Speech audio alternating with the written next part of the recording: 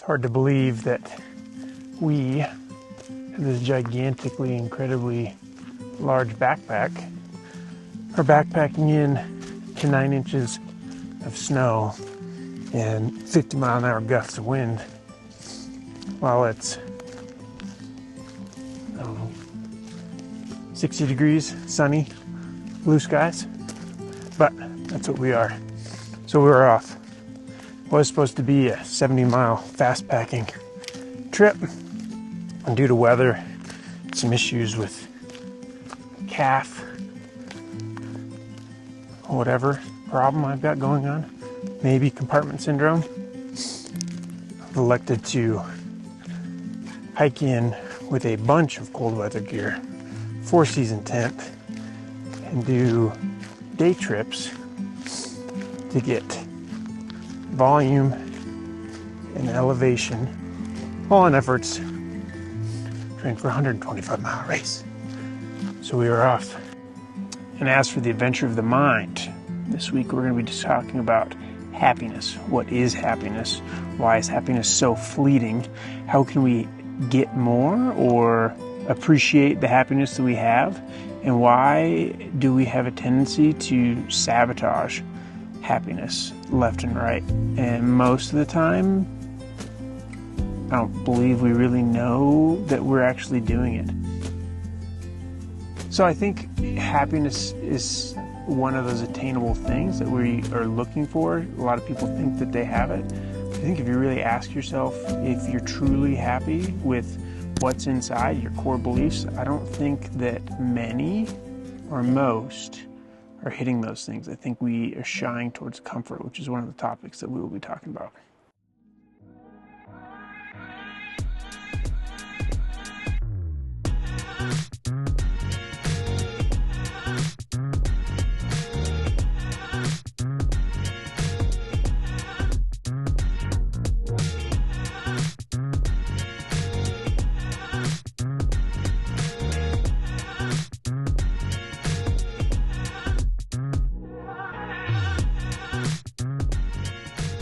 Imagine that you disagree or disbelieve that we spend the majority of our lives sabotaging our own happiness.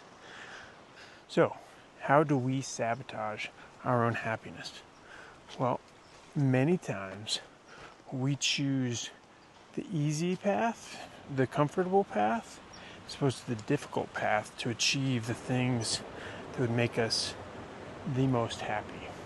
We choose not to do whatever our childhood ambitions were or our adult ambitions are because we worry that if we don't hold down a 9-to-5 that we'll never be able to make it. So that dream, that aspiration, the thing that would make you feel fulfilled and full, you don't do.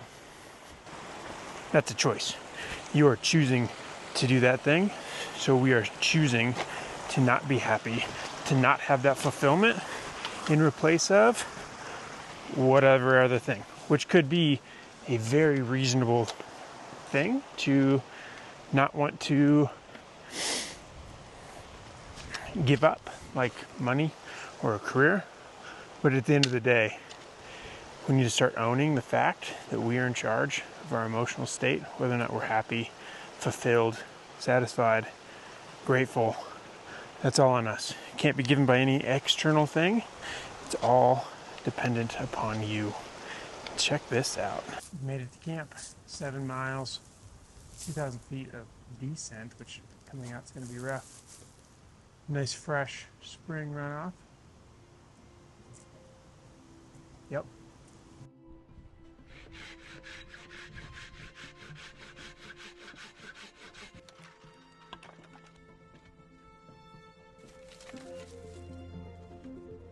That's your choice.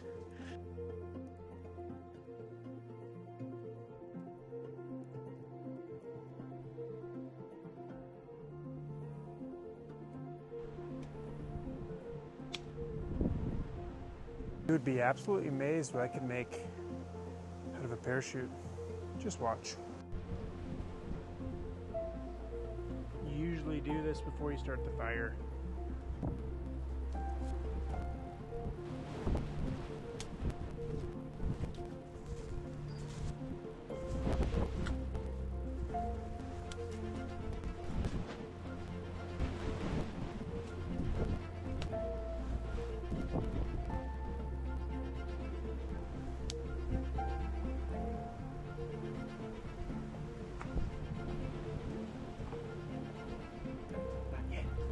Welcome to my crib.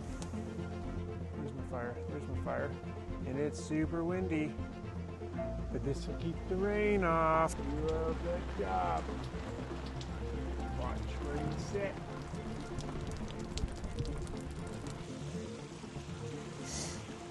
There are three types of happiness. There's the happiness of excellence, which we'll go into deeply.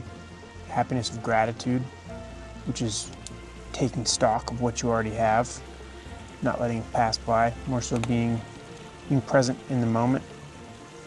And then there's the happiness of pleasure. Think of eating something good, a loved one's hug, kiss. These are all good and well, and you need all three of them together.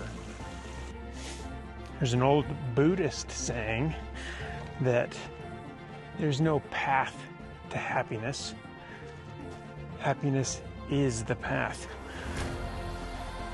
So the pursuit of the happiness of excellence is all about, you know, I always hear, it's not the journey, it's the destination. It's not the destination, it's the journey.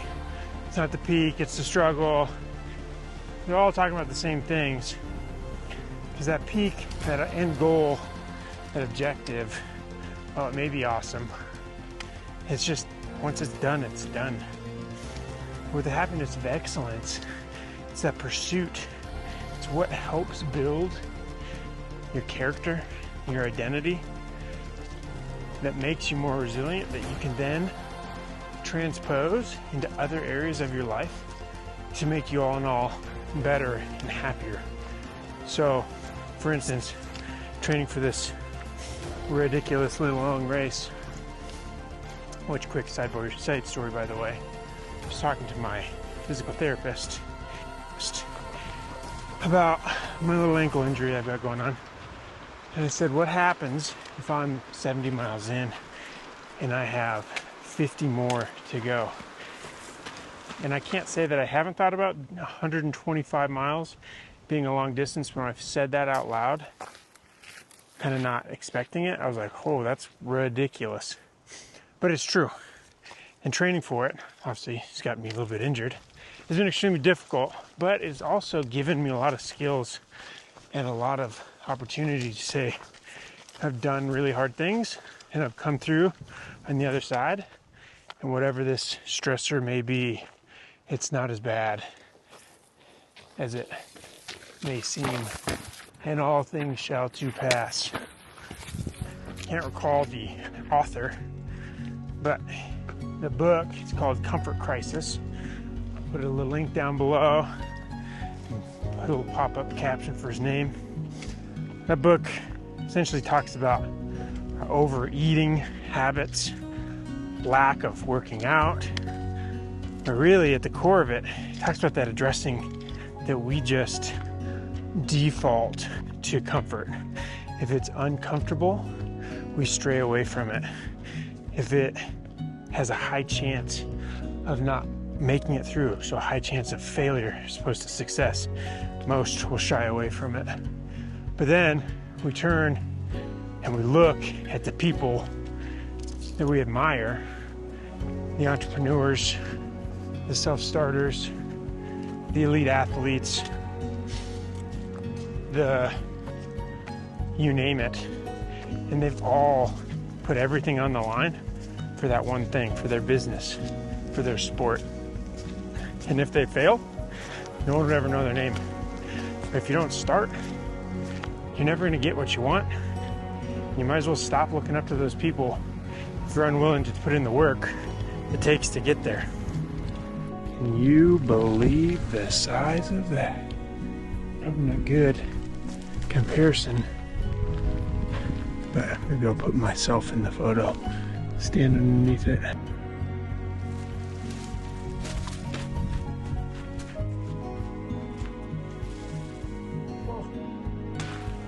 Ridiculous. 21 miles for the day, and I cannot tell you how excited I am to eat peanut M&Ms and hot wing pretzels. The best trail snack there is. comes the rain. It's going to be a long, windy, rainy night. Bring it on. And for the happiness with gratitude, I think one of the things that we really struggle with, I know that my wife and I struggle with too, is always looking for what it could be and losing those moments of what it is now and having that acceptance, but that, celebration is kind of a corny word, but acknowledgement, celebration of what you have right now. And yeah, it may not be what you hope for in the future, but it doesn't mean you don't have it and you shouldn't be happy about it. Again, we get in those mind traps of if we don't have it, something must be wrong. We must not be good enough. But if you're always waiting for that next thing, for that the stars to align, for your salary to be X, you're never going to be happy, because by the time you get there, your feelings, your thoughts, your hopes, your desires have changed. And you'll live your whole life, and you'll turn around and look back and be like, man, I never took time to have gratitude for what I have. And I was always chasing the next buck and always unsatisfied. That's no way to live a life. People cringe, and understandably so, when you say that your happiness is a direct responsibility of yourself. It means if you're not happy, you are ultimately responsible. And most people do not like to take that responsibility, especially when they're in fault. So it becomes difficult.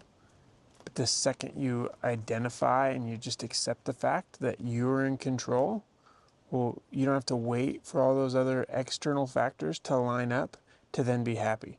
Because you can now control the ship on whether or not you are or you're not happy, what you do or do not focus on. And that, I think, is the key. One of the things that we, as a culture, fall short on. We're always waiting for somebody else to do something in order to make us happy.